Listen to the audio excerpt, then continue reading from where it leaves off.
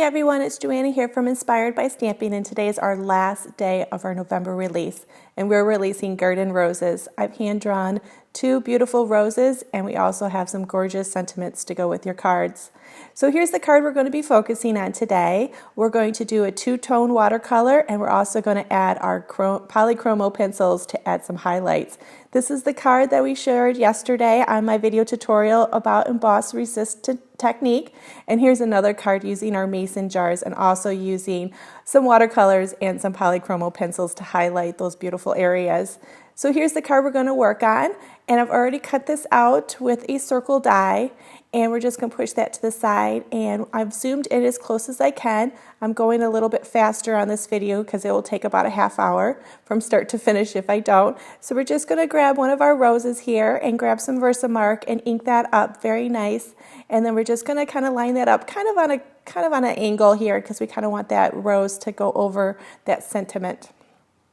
So I'm using some Wow embossing powder here. It's just some white fine embossing powder. I really love this stuff. It's just beautiful. I love all fine embossing powder. So we're just going to sprinkle a little bit on here and flick it off here, and then we're just going to grab our heat gun and quickly give that a little bit of heat here, melt that embossing powder. And it'll only take a couple seconds. It's wonderful. It goes really quickly.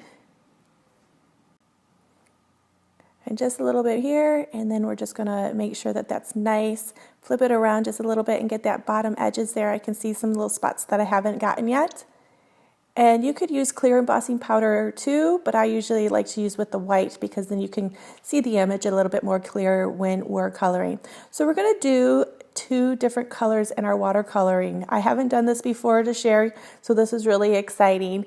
And so we're going to grab our Winsor & Newton watercolor paints here, and I have a little porcelain dish on the side, and we're going to grab some of our water right here. So I'm just kind of getting everything ready. So let's get started on our second. I'm using a number 3 brush. I want to use something a little bit finer and a little bit smaller here. So I'm just using some Winsor & Newton plain, and it's kind of like, I would say it's kind of a watery consistency.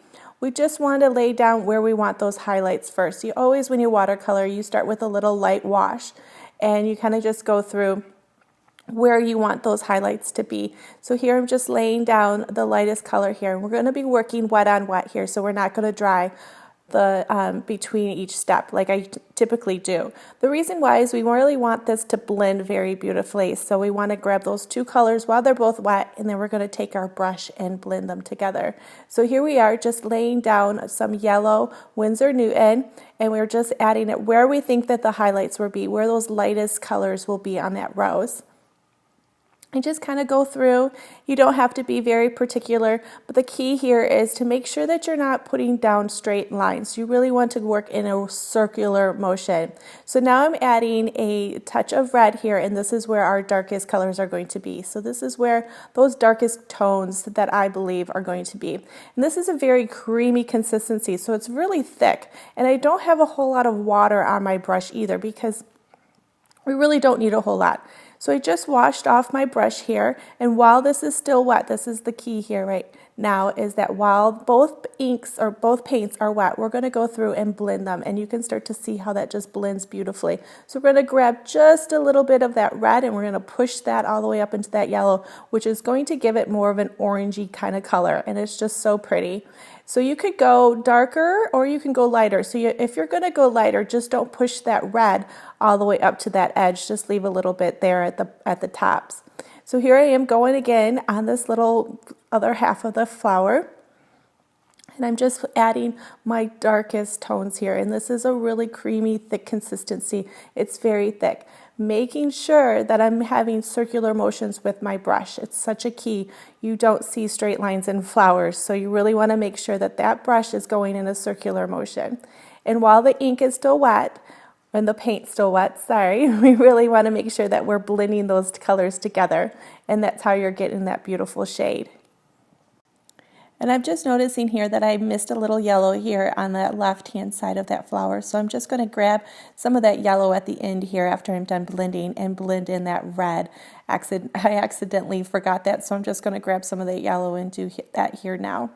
The key here is to work with wet on wet. You don't want each color to dry between the stage. And the reason is that if you do that, it's going to be harder to blend the two colors together. So it's really a key here to make sure that it's consistently wet. So we're working wet on wet to make that very blended. When you're working on hot press paper, it's specifically for botanical coloring and very fine details, so like owls or birds or such. So when you're doing that and you want to put layer over layer of like bird feathers, you really want that to dry, because that watercolor will adhere to that paper and it'll be harder to move around when you put another layer on.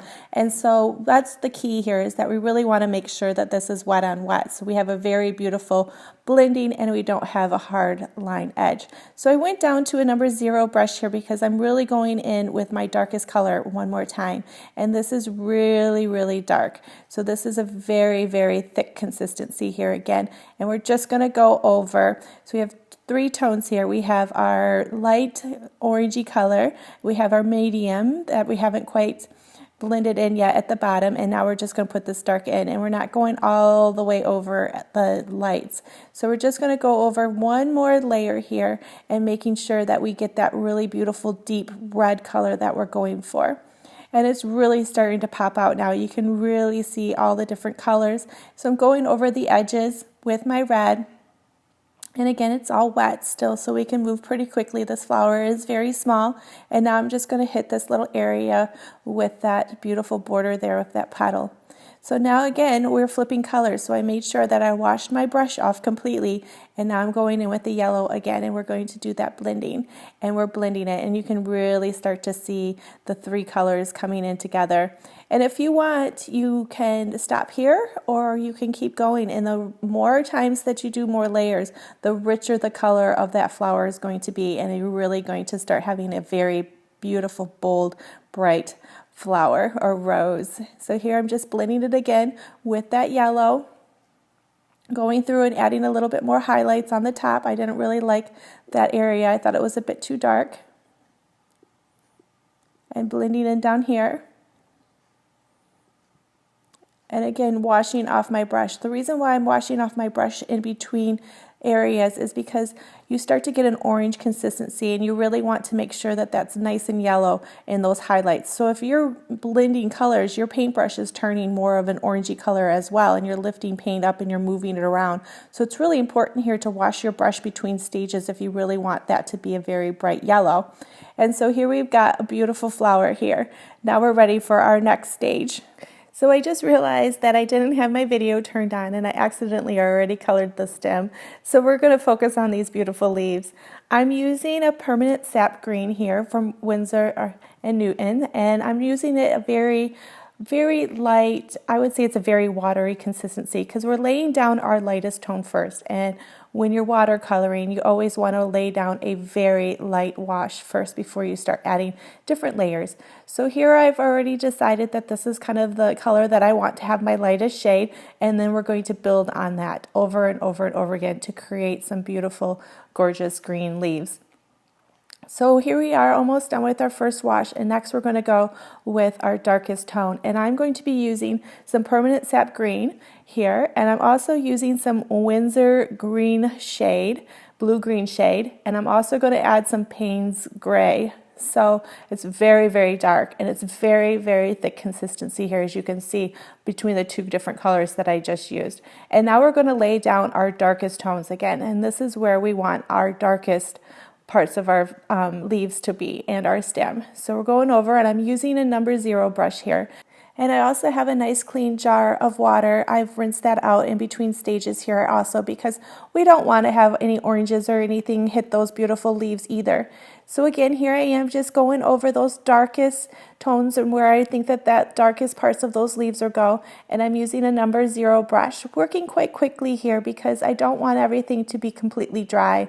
Again, we don't want to have very thick lines in between each shade. So we're working fairly quickly here.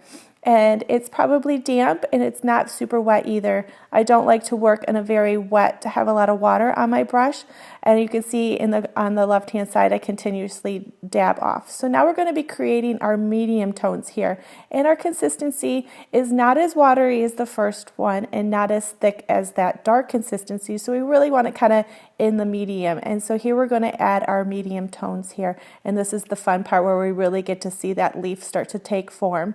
And I'm not going over, just a little bit into that dark, just to add a little bit color, and you'll see at the end here what we're going to do with that light contrast here at the end. And I'm using the same 3 colors, but this time I'm not using that Davies gray either. I've forgoed that because we don't want it as dark. And so just kind of going over, making sure that we leave those light highlights there so that we can paint over all of 3 of those colors in just a second. So here I am, I'm adding some more of that green, and I'm going to add lots and lots of water here. Lots and lots of water, because we want this to be a very watery consistency. And now we're going to go over all 3 layers with it, and it's going to just be beautiful. And you can really start to see all 3 colors come out together, and they just blend beautifully. And again, it's all wet on wet technique here, and we're making sure that we go over the entire leaf with all 3 colors and blending them in beautifully.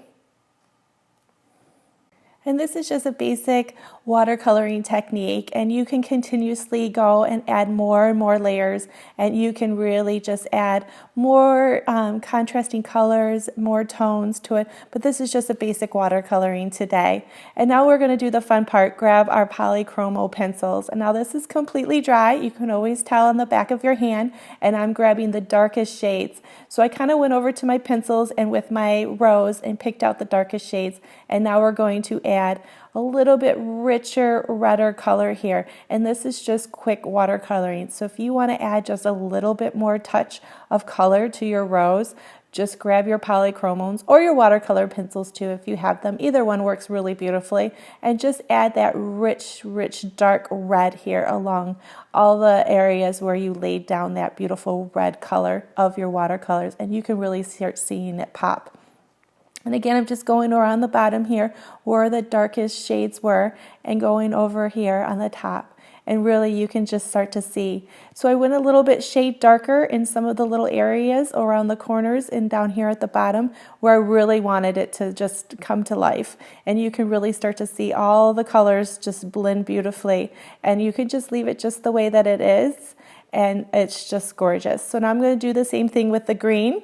I'm using a really, really dark green.